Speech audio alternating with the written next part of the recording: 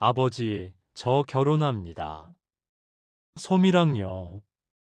그 말을 들은 순간 제 손에 들려있던 찻잔이 바닥으로 떨어질 뻔했습니다. 아들 진우가 결혼한다는 건 언젠가 올 일이었지만 상대가 그 여자라는 건 전혀 예상하지 못했습니다. 한소미. 진우가 몇 달 전부터 만나고 있다던 그 복지센터 상담사. 처음엔 그저 직장 동료인 줄만 알았습니다. 진우가 다니는 법률사무소에서 자주 협업하는 사람이라고만 들었으니까요. 그런데 결혼이라니. 제 입술이 바짝 말라왔습니다. 그 여자 말이냐? 저는 최대한 침착하게 물었지만 목소리가 떨리는 걸 감추기 어려웠습니다. 진우는 제 반응을 예상했다는 듯 담담한 표정으로 고개를 끄덕였습니다. 거실 소파에 마주 앉은 우리 사이로 어색한 침묵이 흘렀습니다. 창밖으로 보이는 늦은 오후 햇살이 유난히 따갑게 느껴졌습니다. 아버지, 소미는 정말 좋은 사람이에요. 아버지도 만나보시면. 만나봤다. 저는 진우의 말을 잘랐습니다. 사실이었습니다. 2달 전쯤이었을 겁니다. 진우가 그 여자를 데려와서 간단히 인사를 나눈 적이 있었습니다. 한소미, 28살, 복지센터에서 상담사로 일하고 있다는 여자. 첫인상은 나쁘지 않았습니다. 단정한 옷차림에 예의 바른 태도.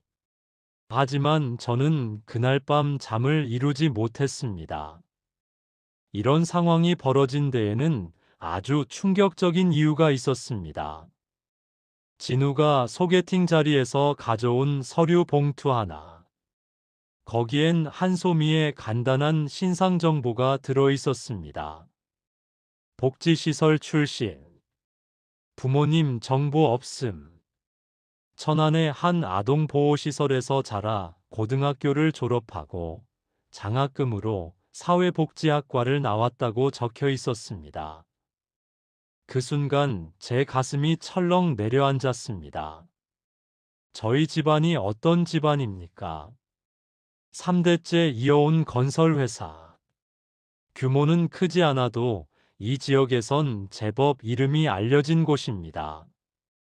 제 아버지 때부터 쌓아온 신용과 평판, 그리고 무엇보다 집안이라는 것에 대한 자부심.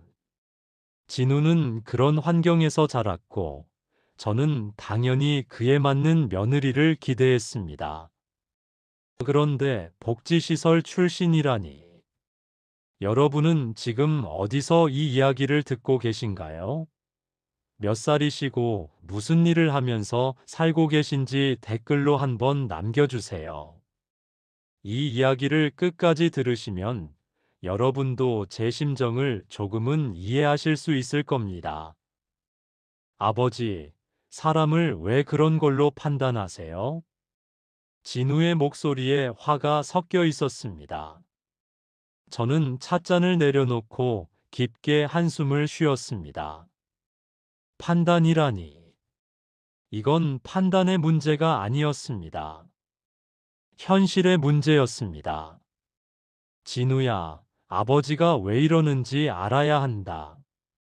결혼은 두 사람만의 문제가 아니야. 집안과 집안이 만나는 거고, 앞으로 평생을 함께할 가족을 만드는 일이란 말이다. 그래서요, 소미가 복지시설에서 자랐다는 게 뭐가 문제인데요? 진우는 제 눈을 똑바로 쳐다봤습니다. 29살의 젊은 변호사. 제 아들이지만 때로는 너무 이상적이고 순진하다는 생각이 들 때가 있습니다. 세상이 얼마나 냉정한지, 사람들의 시선이 얼마나 가혹한지 아직 모르는 것 같았습니다. 문제가 안 된다고 생각하니?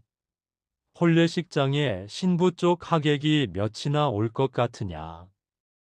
친척 어른들 앞에서 어떻게 소개할 건데. 그리고 저는 말을 멈췄습니다. 진짜 하고 싶은 말은 입 밖으로 꺼내기가 조심스러웠습니다. 하지만 진우는 이미 알고 있다는 표정이었습니다. 아이들 말씀하시는 거죠? 나중에 태어날 아이들이 엄마가 고아 출신이라는 걸로 놀림받을까봐 걱정되시는 거죠. 정확했습니다. 저는 대답 대신 고개를 돌렸습니다. 진우가 비웃는 소리를 냈습니다. 아버지, 21세기에 누가 그런 생각을 해요? 그건 아버지 세대 얘기잖아요. 아니었습니다. 지금도 마찬가지였습니다. 사람들은 여전히 물었습니다. 어느 집안 자제냐고. 부모님이 뭘 하시는 분이냐고. 학벌과 집안 배경을. 저는 그런 세상에서 살아왔고, 진우 역시 그 세상에서 벗어날 수 없을 거라고 생각했습니다. 나는 반대다. 저는 단호하게 말했습니다. 진우가 벌떡 일어섰습니다. 저는 솜이랑 결혼할 거예요. 아버지가 반대하셔도. 그리고는 현관문을 박차고 나가버렸습니다. 쿵 하고 문 닫히는 소리가 집안을 울렸습니다.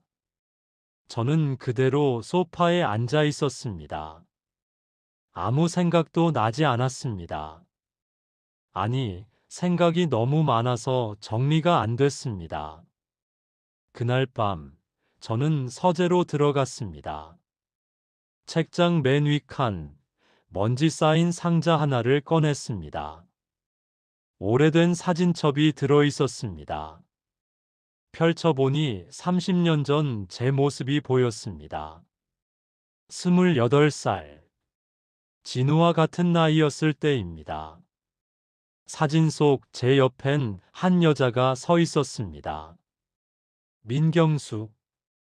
제가 대학 시절 사귀던 여자였습니다. 경숙이는 시골에서 올라온 장학생이었습니다.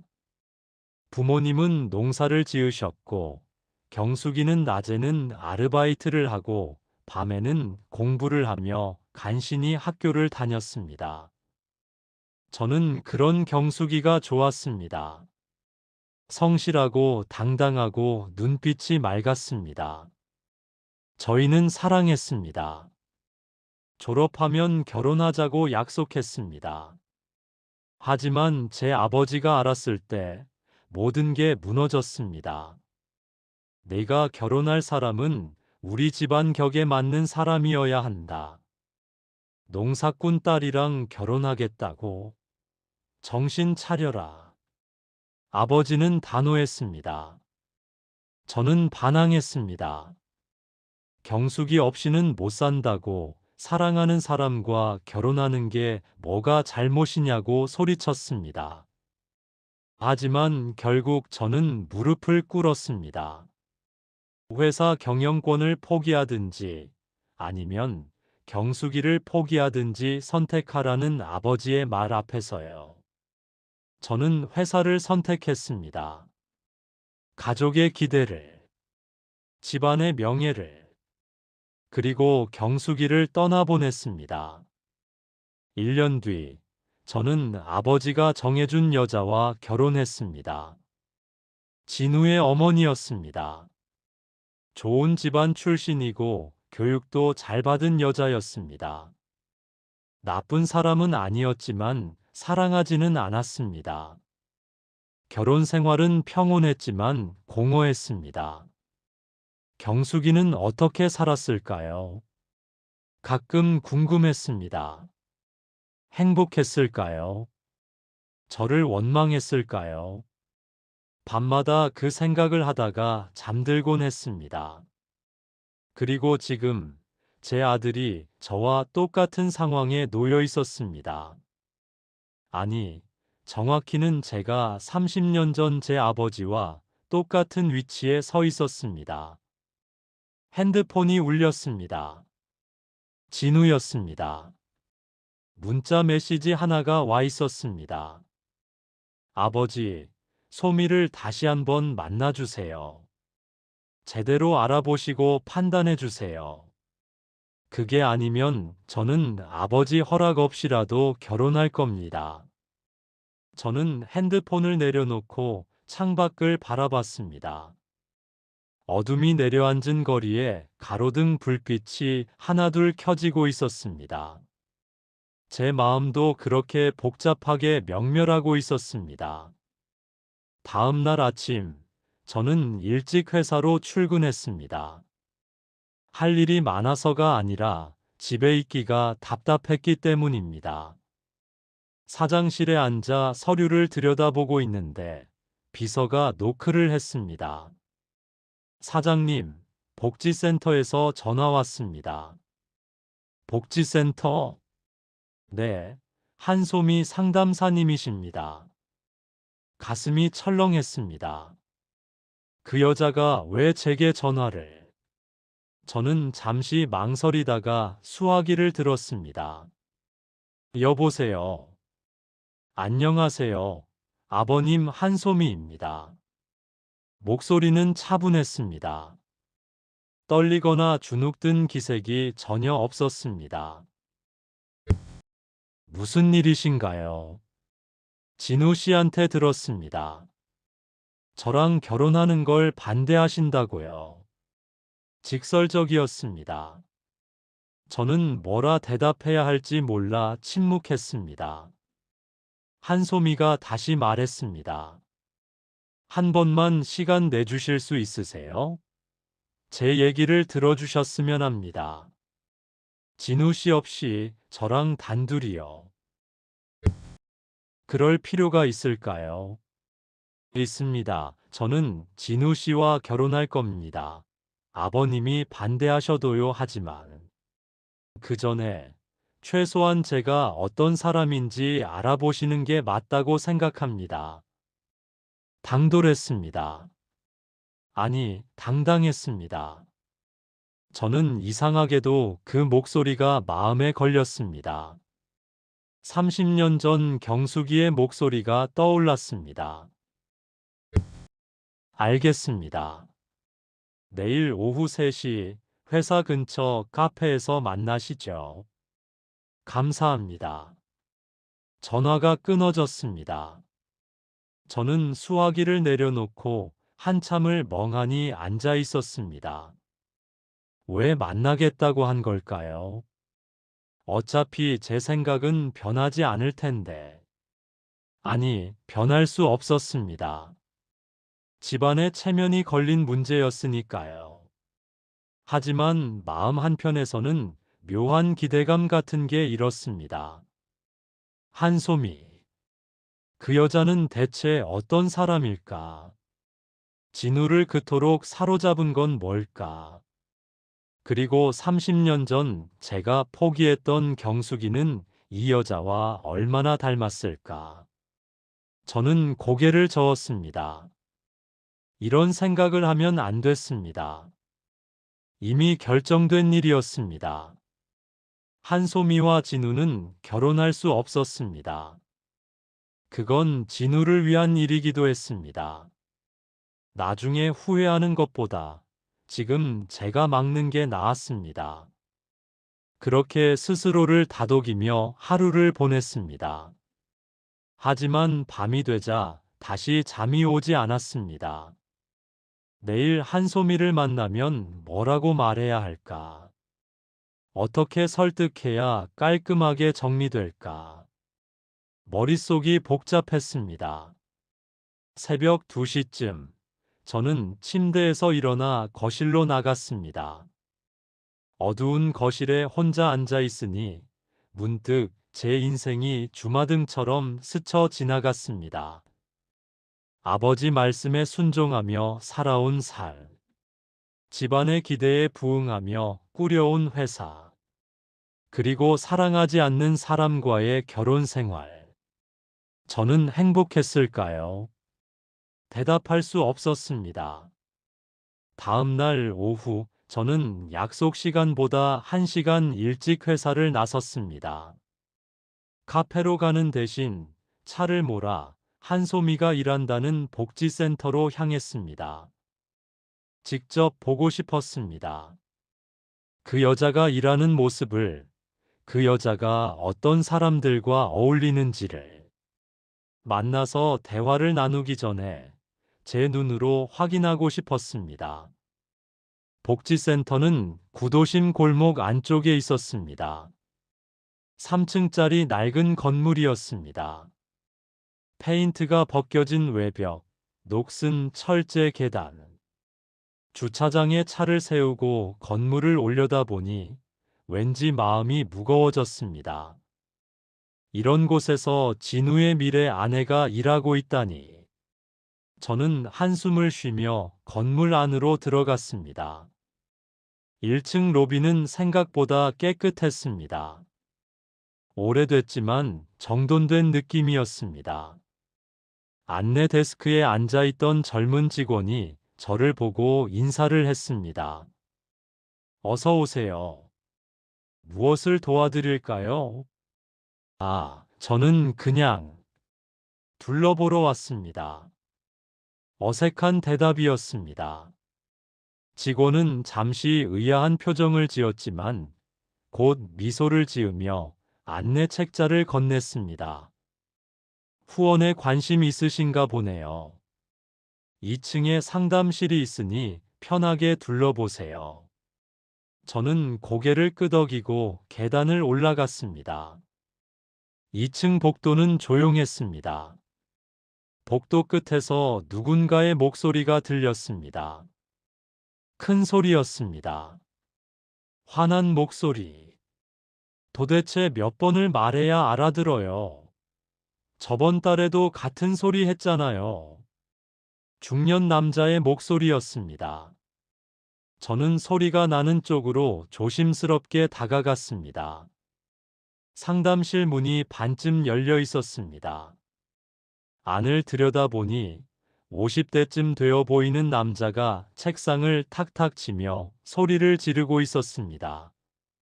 내가 왜 이런 대우를 받아야 되는지 모르겠어요. 나도 세금 내는 국민이라고요. 그리고 그 앞에 한소미가 서 있었습니다. 차분한 표정으로 남자의 말을 듣고 있었습니다. 진우가 보여줬던 사진보다 훨씬 수척해 보였습니다. 하지만 눈빛만큼은 흔들리지 않았습니다. 김 선생님, 일단 앉으세요. 제가 설명드릴게요. 한소미의 목소리는 낮고 부드러웠습니다. 하지만 남자는 앉지 않았습니다. 앉으라고요? 앉아서 또 듣자는 거예요? 안 된다는 소리를요? 그게 아니라 선생님 상황을 제가 다시 검토해 봤는데. 검토는 무슨? 나한테 필요한 건 돈이에요. 돈. 당장 이번 달 월세도 못 내고 있다고요. 남자의 목소리가 점점 커졌습니다. 저는 문 밖에 서서 상황을 지켜봤습니다. 개입해야 하나 망설여졌습니다. 하지만 한소미는 여전히 침착했습니다. 선생님, 제가 지금 할 수 있는 건 긴급 생계비 신청을 도와드리는 거예요. 서류만 준비해 주시면 이번 주 안에. 이번 주? 월세는 3일 뒤까지 내야 된다고요. 그럼 나보고 쫓겨나라는 거예요? 남자가 책상을 다시 쳤습니다. 쿵 하는 소리에 복도에 있던 다른 직원들이 고개를 돌렸습니다. 한소미가 짧게 한숨을 쉬었습니다. 그리고는 잠시 생각하더니 가방에서 지갑을 꺼냈습니다. 선생님, 이거 제가 개인적으로 빌려드릴게요. 뭔가를 꺼내 남자에게 내밀었습니다. 저는 눈을 가늘게 뜨고 들여다봤습니다. 현금이었습니다. 얼마인지는 모르겠지만 꽤 두툼한 뭉칫돈이었습니다. 남자가 멈칫했습니다. 이게 뭐예요? 50만 원이에요. 월세에 보태 쓰세요. 그리고 긴급 생계비 나오면 그때 천천히 갚으시면 돼요. 안 갚으셔도 괜찮고요. 진짜요? 남자의 목소리가 작아졌습니다. 한소미가 고개를 끄덕였습니다. 네. 대신 약속 하나만 해주세요. 다음 주 화요일에 다시 오셔서 생계비 서류 같이 작성하는 거예요. 제가 끝까지 도와드릴게요. 남자는 잠시 말없이 돈을 바라보다가 조심스럽게 받아들었습니다. 그리고는 고개를 푹 숙였습니다.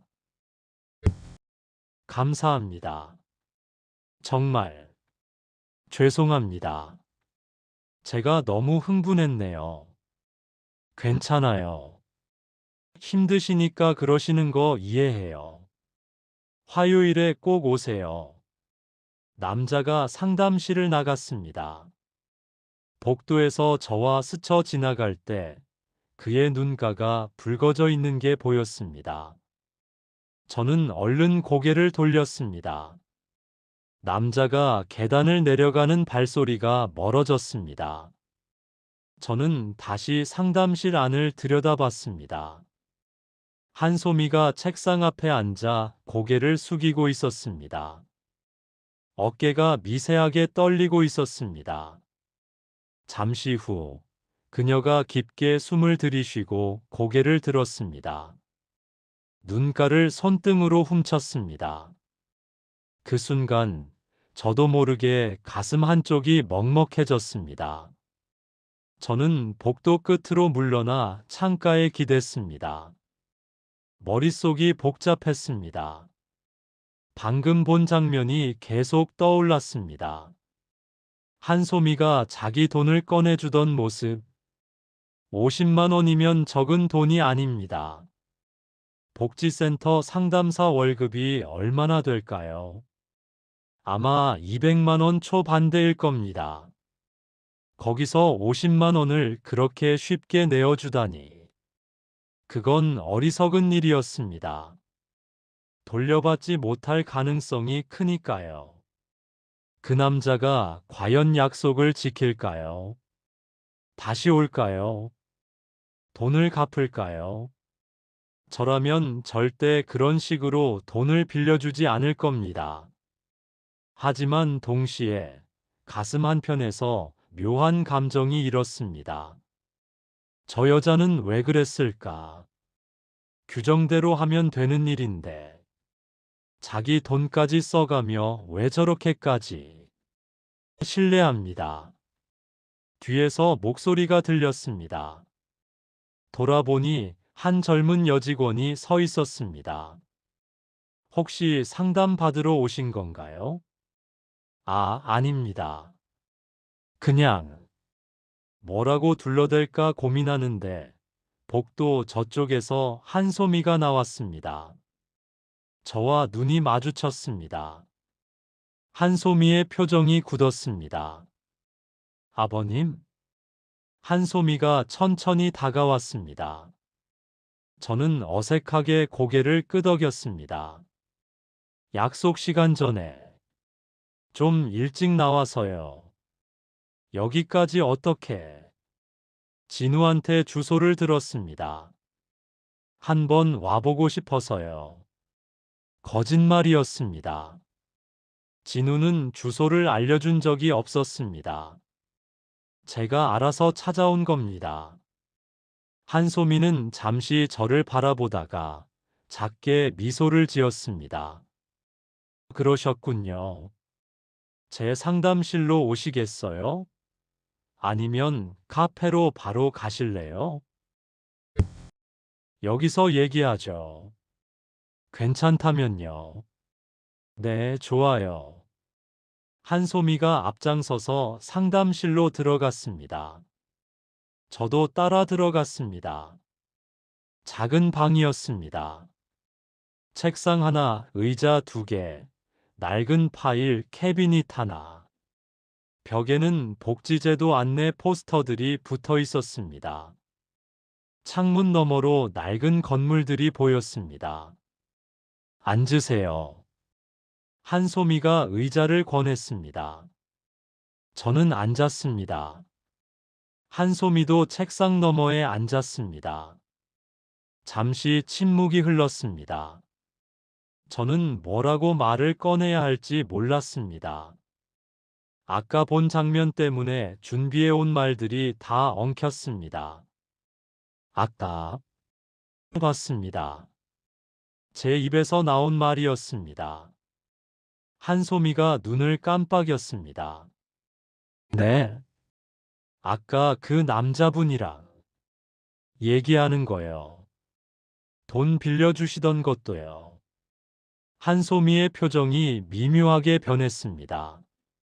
당황한 것 같기도 하고 민망한 것 같기도 했습니다.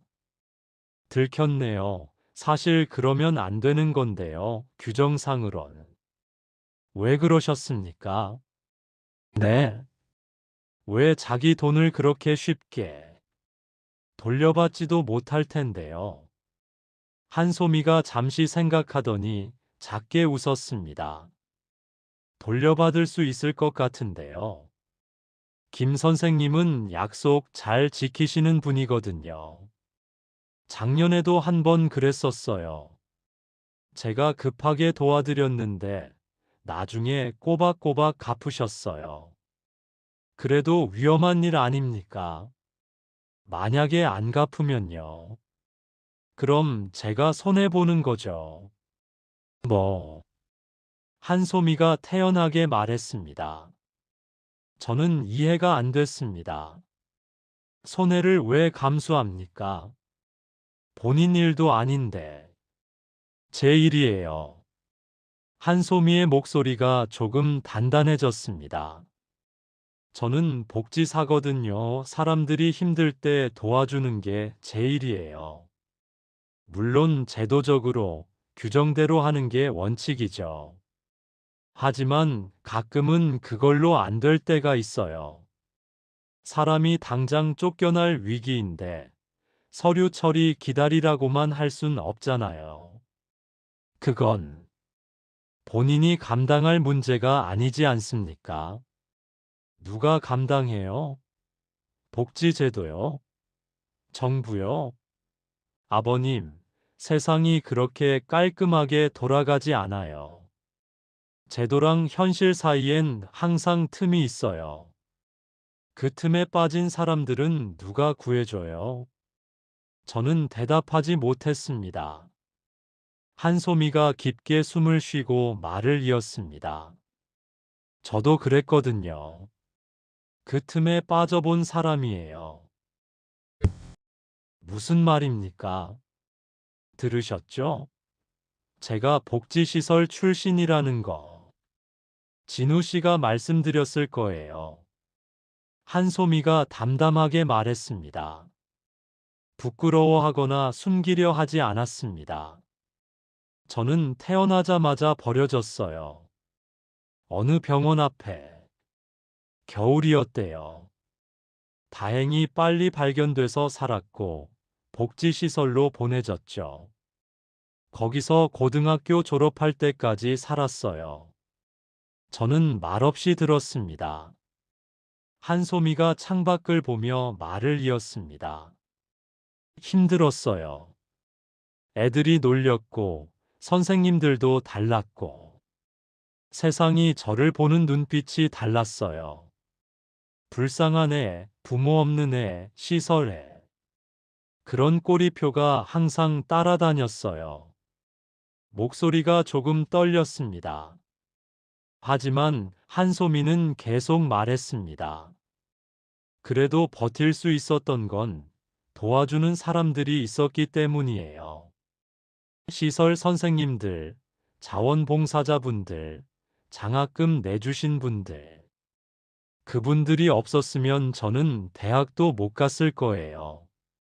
지금 이렇게 일도 못하고 있겠죠. 한소미가 저를 똑바로 쳐다봤습니다. 그래서 저는 이 일을 해요.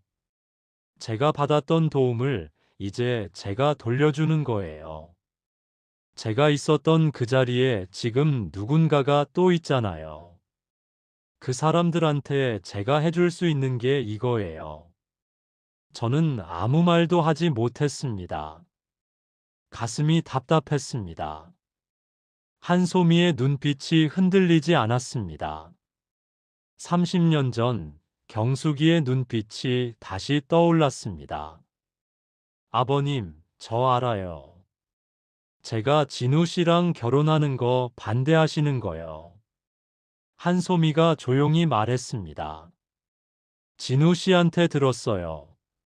제가 복지시설 출신이라서 집안 배경이 없어서 그래서 안 된다고 하셨다면서요. 저는 고개를 돌렸습니다. 부끄러웠습니다. 하지만 한소미는 화내지 않았습니다. 이해해요. 아버님 입장에서는 당연히 그러실 수 있어요. 아드님이 더 나은 사람을 만나길 바라시는 거잖아요. 부모 마음은 다 그런 거니까. 하지만 저는 진우 씨를 사랑해요. 그리고 진우 씨도 저를 사랑하고요. 우리는 서로 행복하게 해줄 수 있어요. 그걸로는 부족한가요? 한소미의 목소리가 떨렸습니다. 처음으로 감정이 드러났습니다. 저는 가진 게 없어요. 부모도 없고, 집안 배경도 없고, 돈도 별로 없어요. 하지만 진우 씨를 아끼는 마음만큼은 그 어떤 사람한테도 지지 않을 자신 있어요. 저는 한소미를 바라봤습니다. 그 눈에 눈물이 고여 있었습니다. 하지만 흘리지는 않았습니다. 꾹 참고 있었습니다. 아버님, 저한테 기회를 주세요. 증명할 기회를요.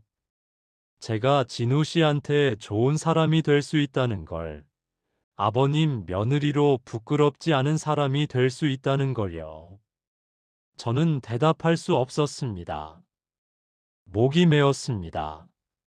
30년 전 제가 아버지 앞에서 하지 못했던 말들이 지금 이 여자의 입에서 나오고 있었습니다. 그때 경숙이도 이렇게 말했더라면, 아니, 그때 제가 이렇게 말했더라면, 생각해 보겠습니다. 겨우 그 말을 꺼냈습니다. 한소미가 눈을 닦았습니다. 감사합니다. 그것만으로도 감사해요. 저는 자리에서 일어났습니다. 더 이상 여기 있으면 안 될 것 같았습니다. 마음이 너무 흔들렸습니다. 그럼 먼저 가보겠습니다. 네, 조심히 가세요, 아버님. 저는 상담실을 나와 복도를 걸었습니다. 계단을 내려갔습니다. 건물을 나와 주차장으로 걸어갔습니다. 차에 올라타 핸들을 잡았는데 손이 떨리고 있었습니다. 저는 한참을 그대로 앉아 있었습니다. 머릿속이 복잡했습니다. 한소미의 얼굴이 자꾸 떠올랐습니다. 그리고 경숙이의 얼굴도. 두 얼굴이 겹쳐졌습니다. 제가 지금 무엇을 하고 있는 걸까요? 30년 전 제 아버지가 됐던 걸까요? 아니면 아직 제 자신으로 남아있는 걸까요? 저는 시동을 걸었습니다. 하지만 어디로 가야 할지 몰랐습니다. 그날 밤, 저는 잠을 이루지 못했습니다. 한소미와의 대화가 계속 머릿속을 맴돌았습니다. 그 여자의 눈빛, 목소리, 말투, 모든 게 진심처럼 느껴졌습니다. 하지만 진심만으로는 부족했습니다. 결혼은 순간의 감정이 아니라 평생의 선택이니까요. 저는 확신이 필요했습니다. 한솜이라는 사람이 정말로 어떤 사람인지, 진우와 평생을 함께할 만한 사람인지 제대로 알아야 했습니다. 그리고 그러려면 단순히 대화만으로는 부족했습니다. 새벽 5시쯤 저는 벌떡 일어나 옷장을 뒤졌습니다. 한참을 찾다가 오래된 점퍼 한 벌을 꺼냈습니다. 10여 년 전 공사 현장 시찰할 때 입던 옷이었습니다. 낡고 색이 바랜 파란색 점퍼. 거기에 헌 청바지를 입고 평소 신지 않던 운동화를 꺼내 신었습니다. 거울을 보니 평소의 제 모습과는 완전히 달랐습니다. 아침 8시, 저는 다시 복지센터로 향했습니다. 이번엔 제 차를 몰고 가지 않았습니다. 버스를 탔습니다. 오랜만에 타보는 시내버스였습니다. 흔들리는 차 안에서 창밖을 보며 묘한 기분이 들었습니다. 마치 제가 아닌 다른 사람이 된 것 같은 느낌. 복지센터에 도착한 건 9시 조금 전이었습니다. 건물 입구에 사람들이 몇 명 모여 있었습니다. 대부분 나이 든 분들이었습니다.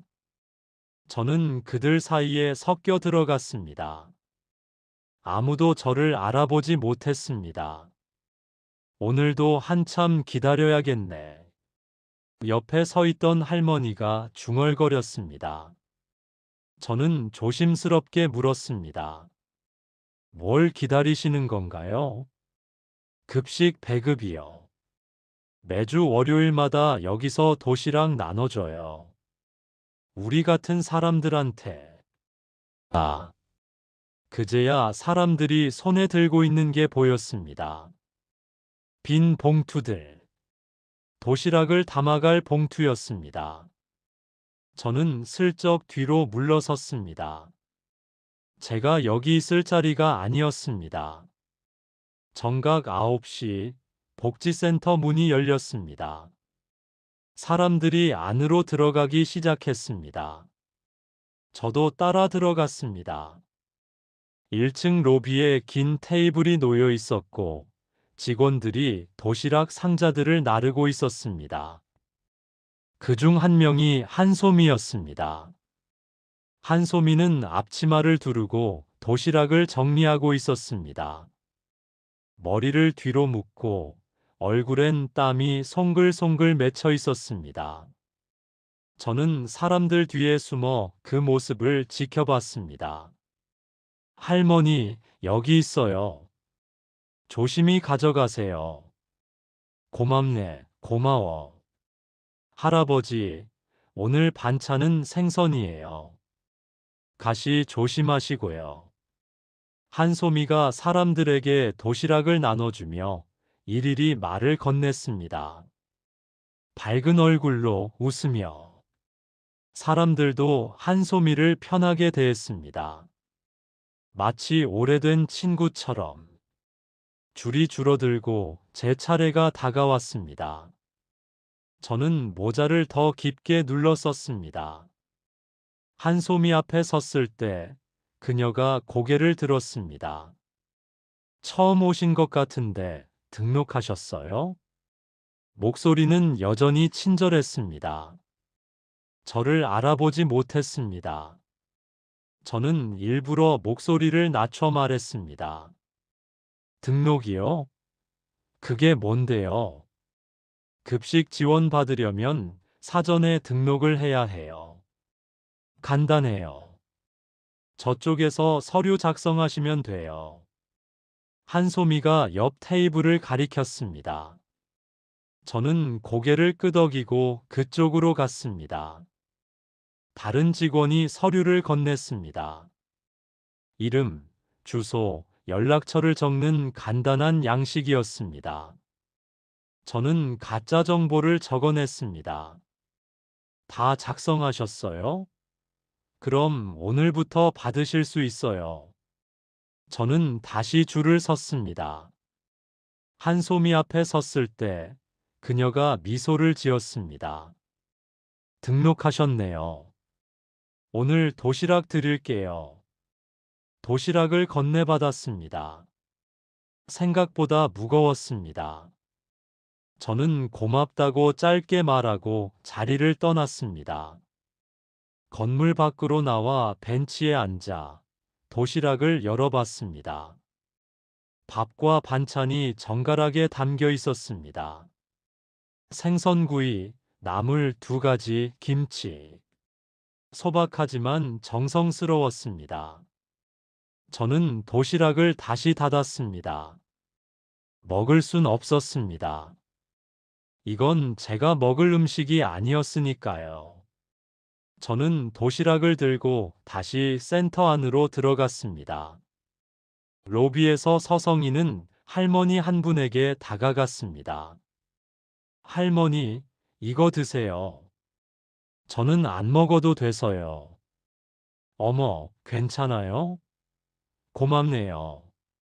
할머니가 기뻐하며 도시락을 받아갔습니다. 저는 다시 밖으로 나왔습니다. 첫 번째 관찰은 끝났습니다. 하지만 이것만으로는 부족했습니다. 다음 날, 저는 다시 복지센터를 찾았습니다. 이번엔 상담을 받으러 간다는 명목이었습니다. 안내 데스크에서 상담 신청을 했고, 한소미의 상담실로 안내됐습니다. 어서 오세요. 한소미가 반갑게 맞아줬습니다. 여전히 저를 알아보지 못했습니다. 저는 자리에 앉았습니다. 어떤 도움이 필요하세요? 생계비 지원 받고 싶어서요. 요즘 일이 없어서 힘들거든요. 그러시군요. 그럼 서류부터 작성해야 하는데 신분증 가져오셨어요? 저는 주머니를 뒤적이는 척하다가 난처한 표정을 지었습니다. 아, 깜빡했네요. 신분증을 집에 두고 왔어요. 괜찮아요. 그럼 오늘은 일단 상담만 하고 다음에 서류 가지고 오세요. 한소미는 전혀 짜증내지 않았습니다. 저는 계속 시험했습니다. 근데요, 저 사실 지난주에도 왔었거든요. 그때 서류 작성했는데 그게 어떻게 됐는지 모르겠어요. 지난주요? 잠깐만요. 확인해 볼게요. 한소미가 컴퓨터를 열어 확인했습니다. 당연히 기록이 없었습니다. 저는 처음 온 사람이었으니까요. 기록이 없는데요. 혹시 이름이 어떻게 되세요? 저는 어제 가짜로 적었던 이름을 댔습니다. 한소미가 다시 검색했습니다. 아, 여기 있네요. 그런데 이건 어제 등록하신 건데요. 급식 지원 신청이고요. 아, 그게 아니라 생계비 지원이었는데요. 저는 일부러 우겼습니다. 한소미의 반응을 보고 싶었습니다. 그녀가 어떻게 대응하는지. 기록상으론 생계비 신청 내역이 없으시네요. 혹시 다른 상담사분한테 신청하신 건 아니에요? 아니요. 분명히 여기서 했어요. 젊은 여자 상담사였는데. 저 말고 다른 여자 상담사도 있어요. 2층에 계시는데 혹시 거기서 하신 건 아닐까요? 한소미는 여전히 차분했습니다. 저를 의심하지 않았습니다. 오히려 자기가 놓친 게 있는지 다시 확인하고 있었습니다. 잠깐만요. 제가 지난주 상담 기록 전부 다시 확인해 볼게요. 혹시 제가 기록을 안 했을 수도 있어서요. 한소미가 하나하나 기록을 뒤지기 시작했습니다. 저는 그 모습을 지켜봤습니다. 자신의 실수일 수도 있다고 생각하며 성실하게 확인하는 모습. 고객을 의심하기보다 자기 자신을 먼저 점검하는 태도. 10분쯤 지나서 한소미가 고개를 들었습니다. 정말 죄송한데 아무리 찾아봐도 기록이 없어요. 혹시 다른 복지센터에서 하신 건 아닐까요? 이 근처에 지점이 하나 더 있거든요. 아, 그럴 수도 있겠네요. 저는 물러섰습니다. 더 이상은 미안했습니다. 한소미가 안도하는 표정을 지었습니다. 다행이에요. 제가 놓친 건 아니고요. 그럼 오늘 다시 신청하시겠어요? 서류만 준비해 오시면 바로 도와드릴게요. 네, 그럴게요. 저는 자리에서 일어났습니다.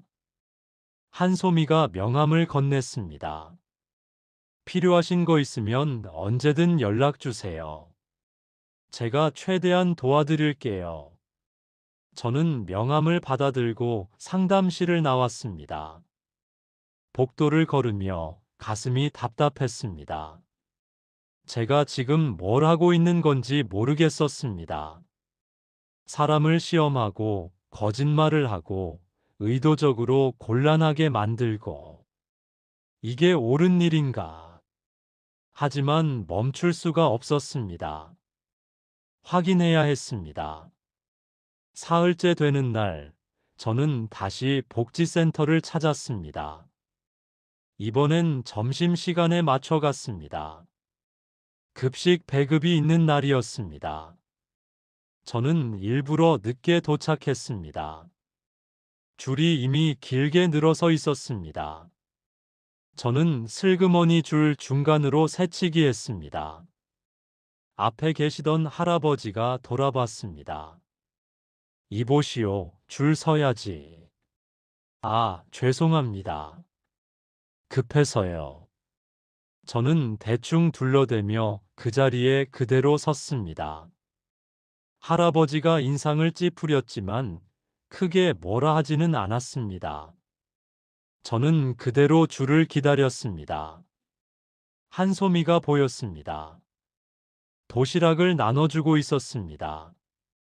제 차례가 다가왔을 때 한소미가 저를 보고 잠깐 멈칫했습니다. 눈을 가늘게 떴습니다. 저기요, 새치기 하셨죠? 네. 제가 봤어요. 줄 중간에 끼어드신 거. 다시 뒤로 가주세요. 목소리는 부드러웠지만 단호했습니다. 저는 발뺌했습니다. 아니에요. 저 원래 여기 서 있었는데요. 아니에요. 저기 할아버지 뒤에 계셨어요. 한소미가 제 뒤에 서 있던 할아버지를 가리켰습니다. 할아버지가 고개를 끄덕였습니다. 맞아. 이 사람 중간에 끼어들었어. 저는 잠시 버티다가 결국 고개를 숙였습니다. 죄송합니다. 괜찮아요. 다들 배고프신 건 마찬가지니까요. 하지만 규칙은 지켜야죠. 맨 뒤로 가주세요. 저는 줄 맨 뒤로 갔습니다. 다시 한참을 기다렸습니다. 사람들이 하나둘 도시락을 받아가고 마침내 제 차례가 왔습니다. 한소미가 마지막 남은 도시락을 건넸습니다. 여기요. 다음엔 제 시간에 오세요. 저는 도시락을 받아들었습니다. 그리고 잠시 한소미를 바라봤습니다. 그녀는 여전히 담담한 표정이었습니다. 화내지도 않았고 비웃지도 않았습니다. 그저 규칙을 지키라고, 원칙을 따르라고 말했을 뿐이었습니다. 저는 밖으로 나와 벤치에 앉았습니다. 도시락을 무릎에 올려놓고 한참을 멍하니 앉아 있었습니다. 시험은 끝났습니다. 사흘 동안 여러 상황을 만들어 한소미를 지켜봤습니다. 그리고 확인했습니다. 그 여자는 진짜였습니다. 겉으로 보이는 모습 그대로였습니다. 친절하고 성실하고 원칙을 지키며 동시에 사람을 먼저 생각하는. 저는 도시락을 열었습니다. 이번엔 먹었습니다. 천천히 한 숟가락씩. 밥은 따뜻했고 반찬은 정갈했습니다. 삼키는 게 힘들었습니다. 목이 메었습니다. 제가 뭘 한 건지 알았습니다. 저는 한소미를 시험했습니다. 마치 물건을 검수하듯이. 며느리감으로 합격인지 불합격인지 판단하듯이. 그게 얼마나 오만한 짓인지 그제야 깨달았습니다. 핸드폰이 울렸습니다. 진우였습니다. 전화를 받았습니다. 아버지, 어디세요? 밖에 있다. 소미 만나셨어요? 그래. 어떠셨어요? 소미, 괜찮죠? 진우의 목소리에 기대가 섞여 있었습니다. 저는 눈을 감았습니다. 진우야. 네. 아버지가. 미안하다. 네. 저는 더 이상 말을 잇지 못했습니다.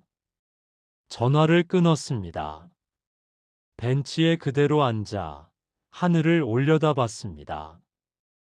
구름 한 점 없는 맑은 하늘이었습니다.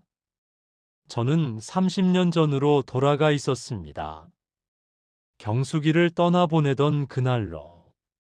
그때 제가 용기를 냈더라면, 아버지 앞에서 무릎 꿇지 않았더라면, 지금 이 자리에 앉아 있는 건 경숙이었을까요? 너무 늦었습니다. 모든 게.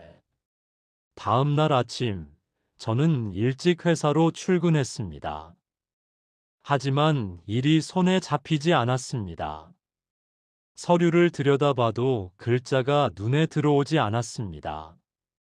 머릿속엔 온통 한소미 생각뿐이었습니다. 그리고 제가 해야 할 일이 무엇인지. 오전 10시쯤 비서가 급하게 들어왔습니다. 사장님, 복지센터에서 전화 왔습니다. 복지센터? 또 한소미인가 싶었습니다. 하지만 비서가 고개를 저었습니다. 정석훈 관장님이십니다. 급하다고 하시는데요. 정석훈. 그 이름을 듣는 순간 이상한 예감이 들었습니다. 저는 수화기를 들었습니다. 유건백입니다. 아, 사장님. 저 정석훈입니다. 갑자기 연락드려 죄송합니다. 목소리가 다급했습니다. 평소의 여유로운 톤과는 달랐습니다. 무슨 일이십니까? 그게 후원금 처리 문제로 좀 곤란한 상황이 생겼습니다. 혹시 오늘 시간 되시면 센터로 한번 와주실 수 있으실까요? 후원금 처리요? 네, 설명드리기가 복잡해서요. 직접 뵙고 말씀드리는 게 나을 것 같습니다. 저는 잠시 망설였습니다. 하지만 거절할 이유가 없었습니다. 어차피 복지센터에 대해 더 알아야 했으니까요. 알겠습니다. 오후에 들르겠습니다. 전화를 끊고 저는 비서에게 오후 일정을 비워달라고 했습니다. 그리고 2시쯤 복지센터로 향했습니다. 이번엔 평소 차림으로 갔습니다. 낡은 옷이 아니라 정장을 입고. 복지센터에 도착하니 분위기가 어수선했습니다. 로비에 몇몇 직원들이 모여 수군거리고 있었습니다. 저는 3층 관장실로 올라갔습니다. 노크를 하자 안에서 들어오라는 소리가 들렸습니다. 아, 사장님. 오셨습니까? 정석훈 관장이 반갑게 맞았습니다. 50대 중반쯤 되어 보이는 남자였습니다. 체격이 좋고 인상이 부드러웠습니다. 하지만 오늘은 표정이 어두웠습니다. 앉으세요. 차 한 잔 드릴까요? 괜찮습니다. 무슨 일인지 설명해 주시죠. 저는 바로 본론으로 들어갔습니다. 정석훈이 한숨을 쉬며 서류 한 뭉치를 꺼냈습니다. 이게 문제입니다. 지난 분기 후원금 정산 내역인데요. 회계감사에서 오류가 발견됐습니다. 오류요? 네. 후원금 300만 원이 용도 외로 사용된 것으로 나왔습니다. 저는 서류를 받아 들여다봤습니다. 복잡한 회계 장부였습니다. 용도 외 사용이라는 게 구체적으로 뭡니까? 후원금은 특정 목적으로 쓰여야 하는데 그 돈이 다른 곳에 쓰인 겁니다. 문제는 이게 적발되면 센터가 정부 지원금을 못 받을 수도 있다는 겁니다. 정석훈의 목소리가 낮아졌습니다. 저는 서류를 계속 넘겼습니다. 그래서 제가 왜 와야 합니까? 사장님께서 이 센터의 주요 후원자시지 않습니까?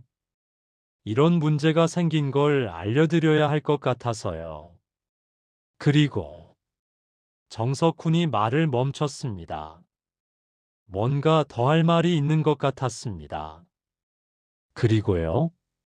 사실 이 오류를 발생시킨 게 한소미 상담사입니다.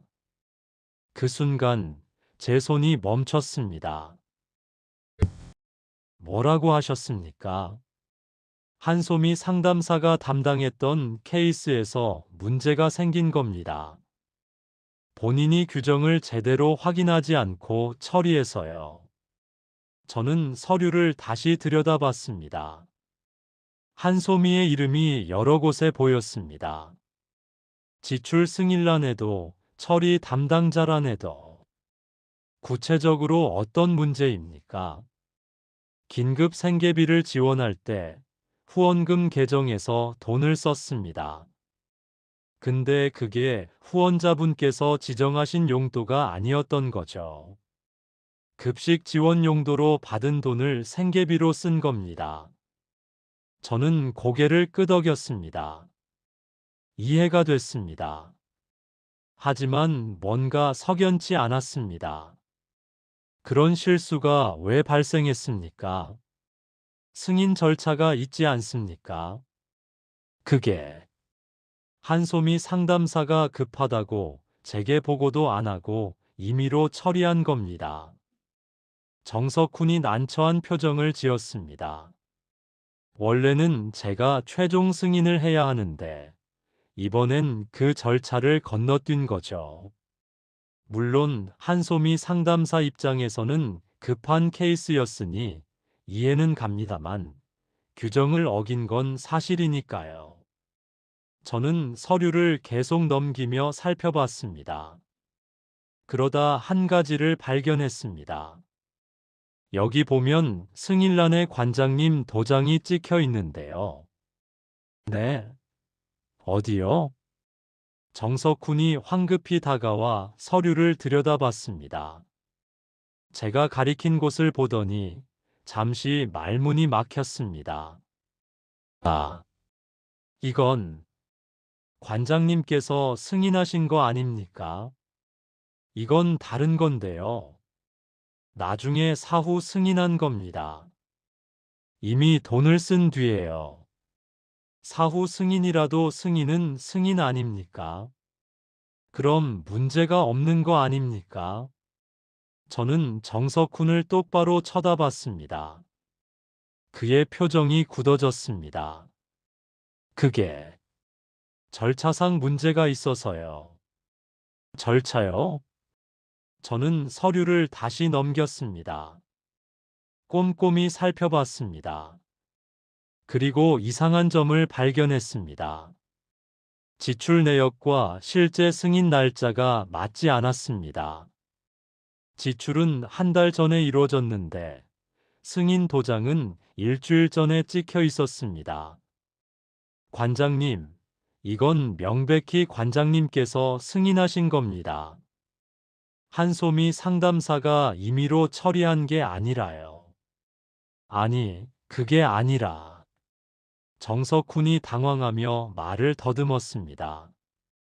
저는 계속 서류를 넘겼습니다. 그리고 더 많은 것들을 발견했습니다. 비슷한 케이스들이 여러 건 있었습니다. 모두 정석훈의 승인 도장이 찍혀 있었습니다. 이건 다 관장님 승인 아래 이루어진 일들입니다. 그런데 왜 한소미 상담사 책임이라고 하십니까? 제 목소리가 차가워졌습니다. 정석훈이 손을 내저었습니다. 사장님, 오해십니다. 제가 설명을. 그때 노크 소리가 들렸습니다. 문이 열리며 한소미가 들어왔습니다. 관장님, 회계 감사 담당자분이 오셨는데. 한소미가 저를 보고 멈칫했습니다. 저도 한소미를 봤습니다. 그녀의 얼굴은 창백했습니다. 눈 밑에 다크서클이 짙었습니다. 한소미 상담사, 들어와요. 정석훈이 한소미를 불렀습니다. 한소미가 조심스럽게 들어와 문을 닫았습니다. 사장님, 이분이 한소미 상담사입니다. 제가 말씀드렸던. 압니다. 이미 만나봤습니다. 제 말에 정석훈이 눈을 깜빡였습니다. 한소미도 놀란 표정이었습니다. 만나 보셨습니까? 네. 며칠 전에요. 저는 한소미를 바라봤습니다. 그녀가 고개를 숙였습니다. 한소미 상담사, 이번 후원금 처리건에 대해 설명 좀 해주세요. 정석훈이 한소미에게 말했습니다. 한소미가 잠시 망설이더니 입을 열었습니다. 김철수 씨 케이스요. 긴급 생계비가 필요한 상황이었어요. 월세를 못 내서 쫓겨날 처지였고 당장 도와드리지 않으면. 그래서 후원금을 썼다는 거죠. 정석훈이 말을 끊었습니다. 한소미가 고개를 끄덕였습니다. 네. 하지만 관장님께 보고드리고 승인받았어요. 구두로요. 그리고 나중에 서류도 다 정리했고요. 구두 승인은 정식 절차가 아니잖아요. 서류 먼저 올리고 도장 받은 다음에 처리해야죠. 하지만 그럼 최소 일주일은 걸려요. 김 씨는 3일 안에 월세를 내야 했어요. 한소미의 목소리가 떨렸습니다. 정석훈이 한숨을 쉬었습니다. 그래도 규정은 지켜야죠. 이번 일로 센터가 큰 타격을 입을 수도 있어요. 죄송합니다. 한소미가 고개를 숙였습니다. 저는 그 모습을 보며 더 이상 참을 수가 없었습니다. 관장님, 제 목소리가 차갑게 나왔습니다. 정석훈이 저를 봤습니다. 이 서류들을 보면 명확합니다. 최종 승인 권한은 관장님께 있습니다. 한소미 상담사는 실무 담당자일 뿐이고요. 그렇긴 하지만, 그렇긴이 아닙니다. 관장님께서 승인 도장을 찍으셨으면 책임도 관장님께 있는 겁니다. 그걸 실무자한테 떠넘기는 건 옳지 않습니다. 정석훈의 얼굴이 붉어졌습니다. 사장님, 상황을 잘 모르시고 하시는 말씀입니다. 이건 센터 내부 문제고. 내부 문제라고요? 저는 자리에서 일어났습니다. 가방에서 명함 한 장을 꺼내 책상 위에 놓았습니다. 제가 누군지 아십니까? 정석훈이 명함을 집어들었습니다. 눈을 크게 떴습니다. 유건백, 건백 건설 대표이사.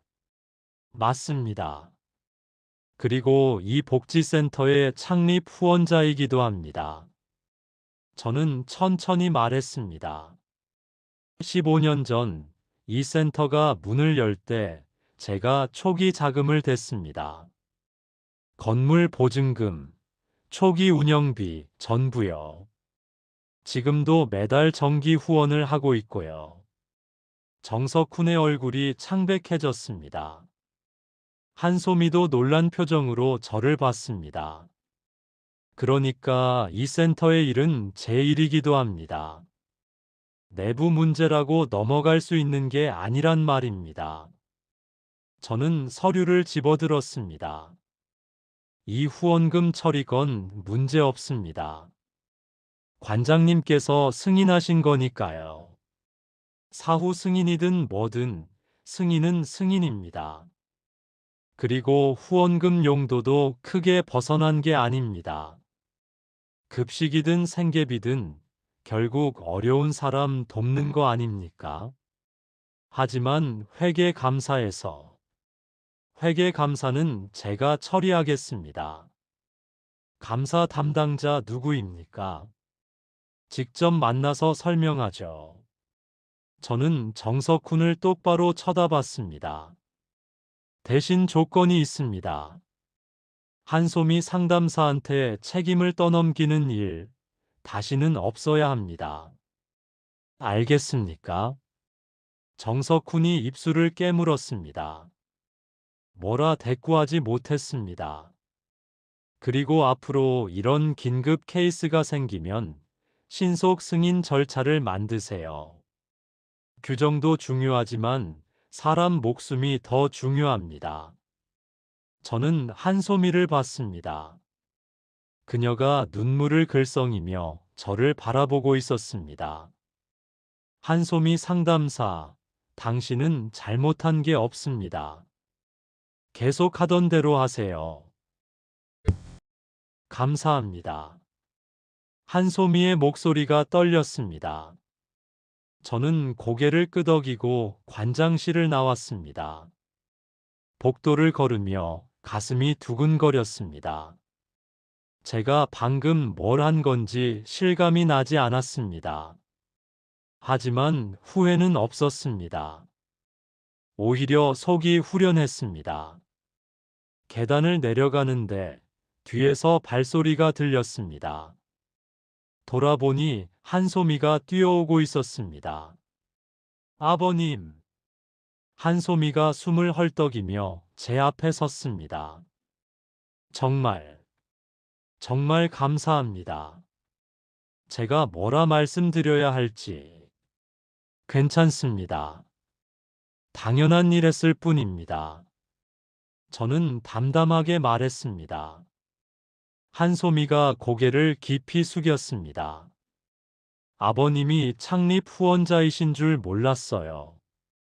진우 씨도 말 안 하셨고, 진우는 몰랐을 겁니다. 제가 말 안 했으니까요. 저는 잠시 망설이다가 한소미에게 물었습니다. 저기, 물어봐도 됩니까? 네, 말씀하세요. 당신은 왜 이 일을 합니까? 힘들잖아요. 월급도 적고 사람들은 고맙다는 말도 잘 안 하고. 그런데도 왜? 한소미가 잠시 생각하더니 미소를 지었습니다. 누군가는 해야 하니까요. 그리고 저는 이 일이 좋아요. 힘들지만 보람 있어요. 보람이요? 네. 누군가의 인생이 조금이라도 나아지는 걸 보면 그게 정말 기쁘거든요. 돈으로는 살 수 없는 기쁨이에요. 저는 한소미를 바라봤습니다. 그 눈빛이 맑았습니다. 30년 전 경숙이의 눈빛처럼. 당신은 좋은 사람입니다. 제 입에서 나온 말이었습니다. 한소미가 눈을 깜빡였습니다. 감사합니다. 저는 고개를 끄덕이고 계단을 내려갔습니다. 밖으로 나와 차에 올라탔습니다. 시동을 걸고 한참을 그대로 앉아 있었습니다. 이제 알았습니다. 제가 무엇을 해야 하는지. 그날 밤, 저는 진우에게 전화를 걸었습니다. 아버지, 무슨 일이세요? 진우야, 이번 주말에 시간 있니? 네, 있는데요. 왜요? 소미 씨랑 같이 집으로 와라. 저녁 먹자. 전화 너머로 침묵이 흘렀습니다. 진우가 조심스럽게 물었습니다. 아버지, 진심이세요? 그래. 제대로 얘기 좀 하자. 알겠습니다. 소미한테 물어보고 연락드릴게요. 전화를 끊고 저는 깊게 숨을 내쉬었습니다. 떨렸습니다. 30년 만에 처음으로 제 마음대로 선택을 하는 것 같았습니다. 토요일 저녁 현관 초인종이 울렸습니다. 제가 직접 문을 열었습니다. 진우가 서 있었고 그 옆에 한소미가 서 있었습니다. 단정한 원피스를 입고 머리를 곱게 빗어내린 모습이었습니다. 손에는 작은 선물 상자를 들고 있었습니다. 아버지, 왔습니다. 어서 와라. 들어오세요, 소미 씨. 저는 두 사람을 안으로 안내했습니다. 한소미가 조심스럽게 신발을 벗으며 주변을 둘러봤습니다. 긴장한 기색이 역력했습니다. 아버님, 이거 작은 거지만요. 한소미가 선물 상자를 건넸습니다.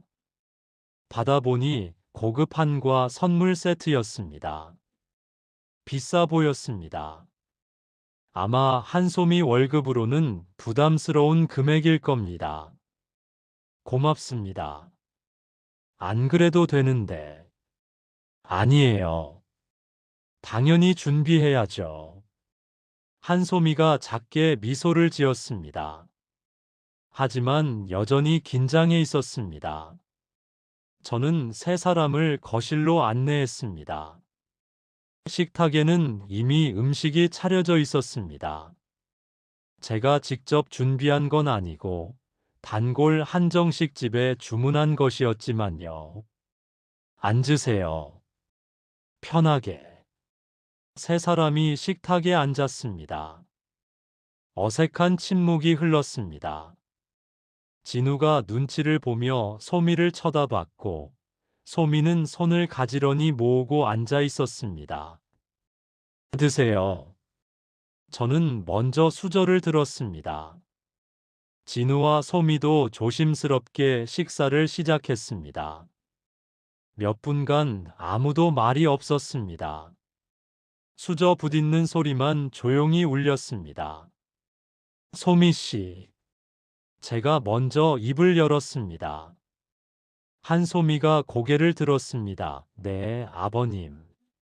저기, 혹시 복지센터에서 저 본 적 있습니까? 한소미가 눈을 깜빡였습니다. 네, 센터에서요. 며칠 전에 오셨잖아요. 관장님 만나러. 아니, 그 전에요. 일주일쯤 전에. 한소미가 고개를 갸웃했습니다. 저는 계속 말했습니다. 급식 배급받으러 온 사람 있었죠. 허름한 옷 입고 모자 쓰고 새치기 했다가 꾸중 들었던. 한소미의 눈이 커졌습니다. 입이 벌어졌습니다. 그분이 아버님이셨어요? 네, 저였습니다. 진우도 놀란 표정으로 저를 봤습니다. 아버지, 그게 무슨... 그리고 그 전날 상담실에 와서 서류를 잃어버렸다고 우긴 사람도 저였습니다. 첫날은 급식 배급받으러 갔고요. 한소미가 손으로 입을 막았습니다. 믿을 수 없다는 표정이었습니다. 왜? 왜 그러신 거예요? 당신을 보고 싶었습니다. 진짜 모습을요. 저는 수저를 내려놓았습니다. 솔직히 말하면 시험한 겁니다. 당신이 정말 진우와 결혼할 만한 사람인지, 겉으로만 좋은 척 하는 게 아닌지. 그래서 일부러 어려운 상황을 만들었습니다. 한소미가 아무 말도 하지 못했습니다. 진우가 제 팔을 잡았습니다. 아버지, 그게 무슨... 진우야, 내가 할 말이 있다.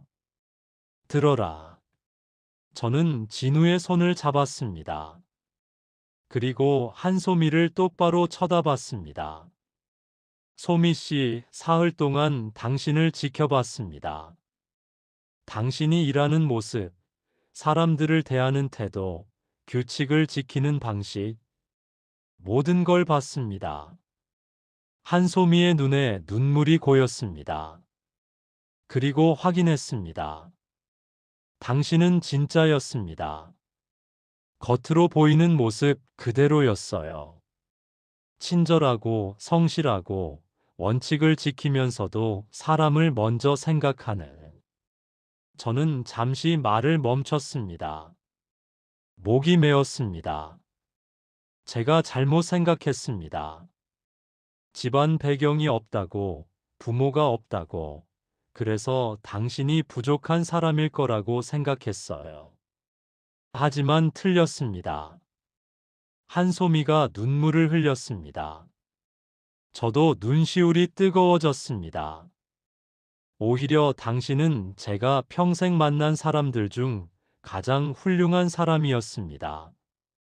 가진 게 없어도 누군가를 도울 줄 알고, 손해를 봐도 옳은 일을 하려고 하고, 그런 사람이었습니다. 아버님. 그리고 깨달았습니다. 제가 30년 전에 놓쳤던 사람도 당신 같은 사람이었다는 걸요. 저는 깊게 숨을 들이쉬었습니다. 30년간 꽁꽁 묶어뒀던 이야기를 꺼낼 시간이었습니다. 저도 진우 나이 때 사랑하는 사람이 있었습니다. 이름은 민경수. 가난한 집안 출신이었죠. 부모님은 농사를 지으셨고, 경숙이는 장학금으로 대학을 다녔습니다. 진우가 처음 듣는 이야기라는 표정으로 저를 봤습니다. 저희는 사랑했습니다. 결혼하려고 했어요. 하지만 제 아버지가 반대하셨죠. 집안 격에 맞지 않는다고. 농사꾼 딸이랑 결혼할 수 없다고. 제 목소리가 떨렸습니다. 저는 싸웠습니다. 아버지 앞에서 무릎 꿇고 빌었어요. 경숙이 없이는 못 산다고. 하지만 결국 무릎을 꿇은 건 아버지 앞에서가 아니라 현실 앞에서였습니다. 아버지, 회사 경영권을 포기하든지 경숙이를 포기하든지 선택하라고 하셨어요. 저는 회사를 선택했습니다. 저는 눈을 감았습니다. 그날이 떠올랐습니다. 경숙이를 만나 헤어지자고 말하던 날. 경숙이가 울면서 돌아서던 뒷모습. 경숙이를 떠나보내고 1년 뒤 아버지가 정해준 사람과 결혼했습니다. 진우 어머니죠. 좋은 분이셨지만 사랑하지는 않았어요. 평생 후회하며 살았습니다. 한소미가 눈물을 닦았습니다. 저는 두 사람을 번갈아 봤습니다. 그래서 처음엔 똑같이 하려고 했습니다. 제 아버지가 저한테 했던 것처럼 진우한테도 하려고요. 집안에 맞는 사람을 만나라고, 소미 씨는 안 된다고. 아버지. 하지만 소미 씨를 보면서 깨달았습니다. 제가 잘못 살아왔다는 걸. 30년 전 제가 용기를 냈어야 했다는 걸. 경수기를 지켰어야 했다는 걸. 저는 자리에서 일어났습니다. 한솜이 앞으로 갔습니다. 그리고 천천히 무릎을 꿇었습니다.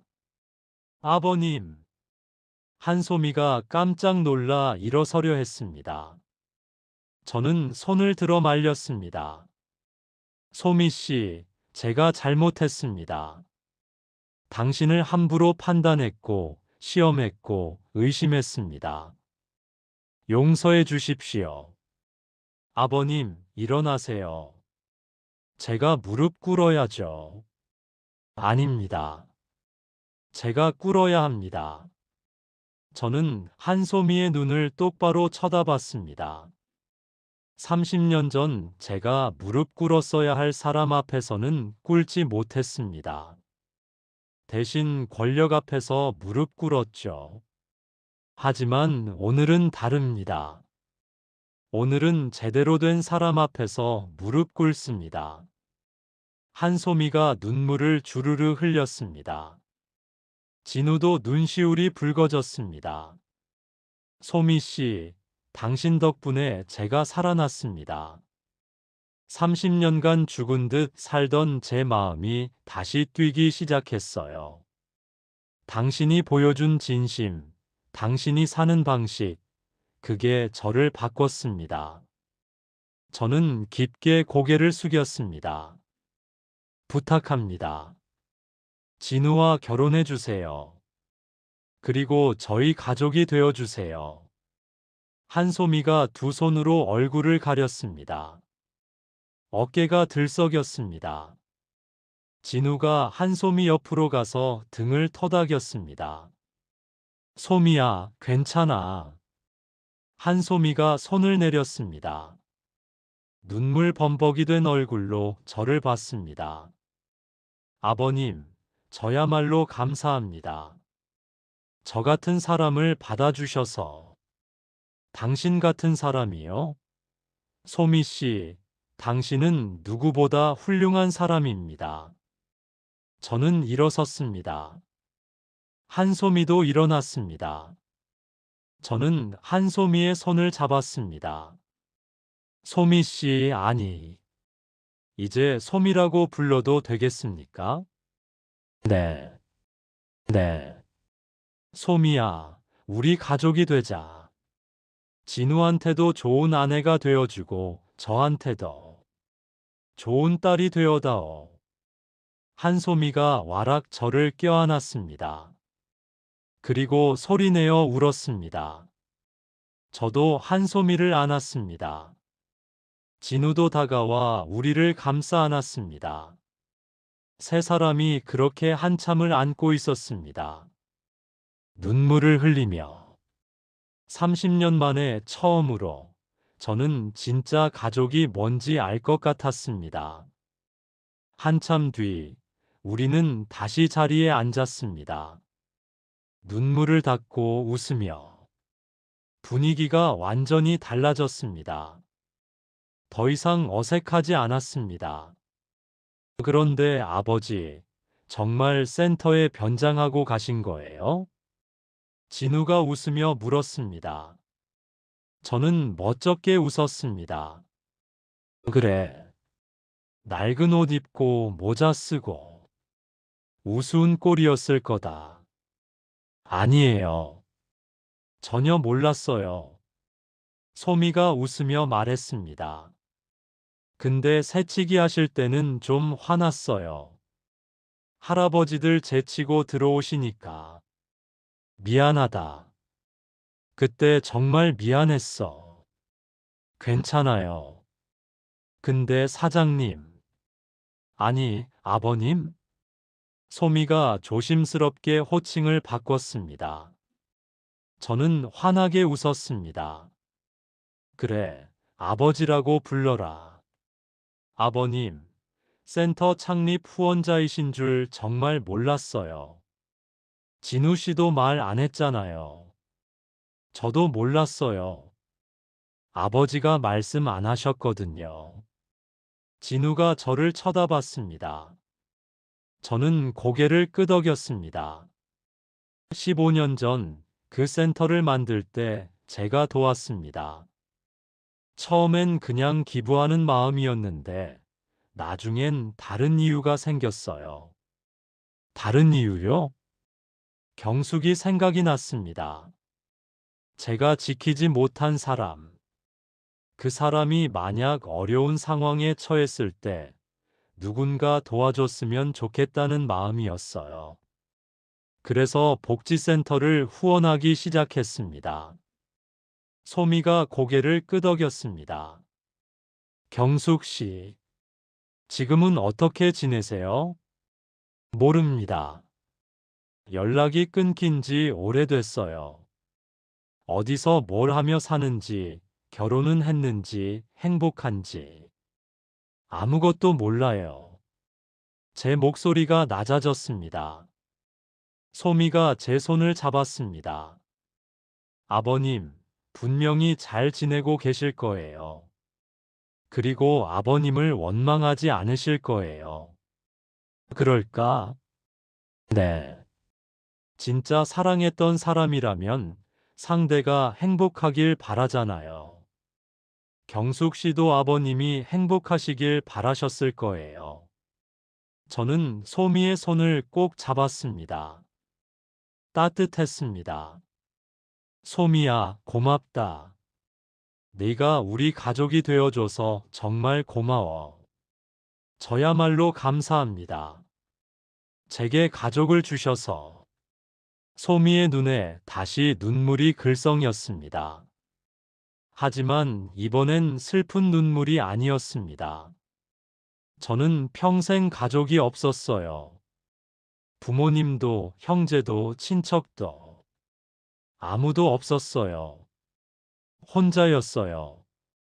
소미가 저와 진우를 번갈아 봤습니다. 근데 이제 가족이 생겼어요. 남편도 생기고, 아버지도 생기고. 정말, 정말 기뻐요. 진우가 소미의 어깨를 안았습니다. 저도 두 사람을 바라보며 미소를 지었습니다. 우리 셋이서 잘 살자. 서로 의지하고, 아끼고, 사랑하면서. 네, 아버지. 네, 아버님. 두 사람이 동시에 대답했습니다. 저는 잔을 들었습니다. 건배하자. 우리 가족의 새로운 시작을 위해. 세 사람의 잔이 부딪혔습니다. 맑은 소리가 울렸습니다. 그날 밤, 진우와 소미가 돌아간 뒤, 저는 서재에 앉아 오래된 사진첩을 꺼냈습니다. 경숙이와 함께 찍은 사진을 오래 들여다봤습니다. 그리고 조용히 말했습니다. 경숙아, 미안해. 그때 널 지키지 못해서. 하지만 이번엔 다를 거야. 이번엔 제대로 할게. 진우와 소미를 지킬 거야. 내가 너한테 해주지 못한 것들을 이 아이들한테 해줄 거야. 사진 속 경숙이가 웃고 있었습니다. 30년 전 그 맑은 미소 그대로. 저는 사진첩을 덮었습니다. 그리고 창밖을 바라봤습니다. 밤하늘에 별이 총총히 빛나고 있었습니다. 오랜만에 보는 별이었습니다. 아니, 오랜만에 제대로 보는 세상이었습니다. 30년 만에 저는 다시 살아났습니다. 한 달 뒤, 진우와 소미의 약혼식이 있었습니다. 작은 식당을 빌려 소박하게 치렀습니다. 하객은 많지 않았습니다. 소미 쪽은 복지센터 동료들과 후원자 몇 분, 진우 쪽은 친구들과 회사 동료들, 그리고 저희 집안 친척 몇 분. 처음엔 친척들이 걱정이었습니다. 소미의 배경을 알면 뭐라고 할까? 하지만 막상 소개하니 다들 호의적이었습니다. 소미가 워낙 밝고 당당하게 인사를 해서였을까요? 진우 씨, 좋은 분 만났네요. 건백 씨, 며느리 복이 있네요. 친척들이 하나같이 그렇게 말했습니다. 저는 자랑스러웠습니다. 약혼식이 끝나고 저는 소미를 따로 불렀습니다. 작은 상자를 하나 건넸습니다. 이게 뭐예요, 아버님? 열어봐. 소미가 상자를 열었습니다. 안에는 낡은 반지 하나가 들어 있었습니다. 소미가 놀란 표정으로 저를 봤습니다. 이건 30년 전 경숙이한테 주려고 샀던 반지야. 결국 주지 못했지만 그동안 간직하고 있었어. 소미가 반지를 조심스럽게 꺼내 들었습니다. 이걸 제가 받아도 되나요? 그래. 네가 받아야 해. 내가 경숙이한테 해주지 못한 것들을 내가 대신 받는 거야. 소미가 눈물을 글썽였습니다. 저는 소미의 손을 잡았습니다. 소미야, 행복해라. 진우와 함께. 그리고 이 아버지도 행복하게 해다오. 네, 아버님. 꼭 그럴게요. 소미가 저를 껴안았습니다. 저도 소미를 안았습니다. 딸을 안는 기분이 이런 걸까요? 따뜻했습니다. 결혼식은 석 달 뒤에 올리기로 했습니다. 그동안 준비할 것들이 많았습니다. 신혼집도 마련해야 했고, 혼수도 준비해야 했습니다. 저는 기꺼이 도왔습니다. 제가 할 수 있는 모든 것을. 그러던 어느 날, 소미가 찾아왔습니다. 혼자였습니다. 아버님, 상의 드릴 게 있어요. 그래, 말해봐. 결혼식 때 신부 입장을 어떻게 해야 할지 모르겠어요. 저는 부모님도 안 계시고 친척도 없어서. 소미의 목소리가 작아졌습니다. 저는 소미의 손을 잡았습니다. 소미야, 내게 이제 가족이 있잖아. 아버지가 있고. 네. 내가 신부 아버지로서 너를 데리고 들어가마. 그리고 진우한테 내 손을 건네주마. 괜찮겠니? 소미가 와락 저를 껴안고 울었습니다. 저도 눈물이 났습니다. 우리는 한참을 그렇게 안고 있었습니다. 결혼식 날이 왔습니다. 소박하지만 따뜻한 결혼식이었습니다. 저는 소미와 팔짱을 끼고 버진로드를 걸었습니다. 소미가 순백의 드레스를 입고 제 팔을 꼭 잡고 있었습니다. 아버님, 떨려요. 나도 떨린다. 딸을 시집 보내는 아버지 마음이 이런 거구나. 아버님, 소미야, 행복해라. 그게 아버지가 바라는 전부야. 네, 꼭 행복할게요. 우리는 천천히 걸었습니다. 하객들이 박수를 쳤습니다. 진우가 앞에서 환하게 웃으며 기다리고 있었습니다. 제단 앞에 도착했을 때 저는 소미의 손을 진우에게 건넸습니다. 진우야, 소미를 부탁한다. 네, 아버지. 평생 잘 모시겠습니다. 소미야, 진우를 잘 부탁한다. 네, 아버님. 두 사람이 손을 맞잡았습니다. 저는 한 발 물러섰습니다. 눈물이 주르르 흘렀습니다. 하지만 슬프지 않았습니다. 행복했습니다. 식이 끝나고 피로연 자리에서 저는 조용히 밖으로 나왔습니다. 하늘을 올려다봤습니다. 맑은 가을 하늘이었습니다. 경수가 보고 있니?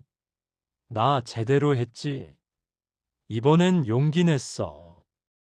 아버지처럼 살지 않았어. 내 방식대로 선택했어. 바람이 불었습니다. 나뭇잎이 바스락거렸습니다. 마치 대답처럼. 저는 미소를 지으며 다시 안으로 들어갔습니다. 진우와 소미가 하객들과 인사를 나누고 있었습니다. 밝은 얼굴로 행복하게. 저는 멀리서 그 모습을 바라봤습니다. 그리고 생각했습니다. 인생이란 참 아이러니하다고. 30년 전 제가 포기했던 것이 30년 뒤 제 아들을 통해 이루어졌습니다. 제가 지키지 못했던 사랑이 이제 제 가족이 되었습니다.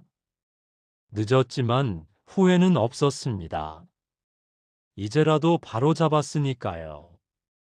이제라도 용기를 냈으니까요. 진우가 저를 보고 손짓했습니다. 소미도 환하게 웃으며 저를 불렀습니다. 저는 두 사람에게 다가갔습니다. 우리 셋은 함께 사진을 찍었습니다. 행복한 얼굴로. 그날 밤 집으로 돌아와 혼자 앉아 있는데 진우에게서 문자가 왔습니다. 아버지, 오늘 정말 감사했어요.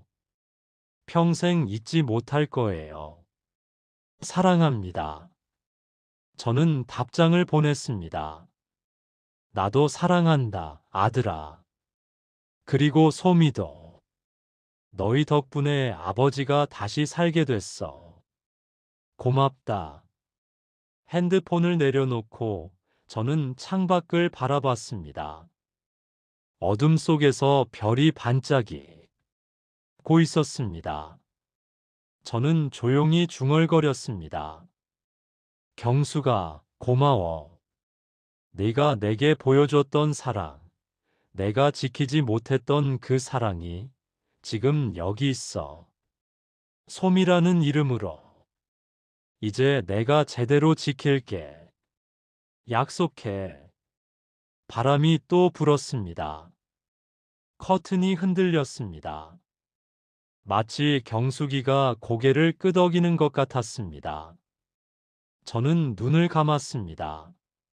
30년 만에 처음으로 마음이 편안했습니다.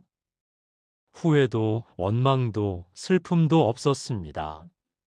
그저 감사함만 남았습니다. 살아있어서, 이 순간을 맞이할 수 있어서, 진우와 소미를 만날 수 있어서, 그리고 다시 사랑할 용기를 얻어서 감사했습니다.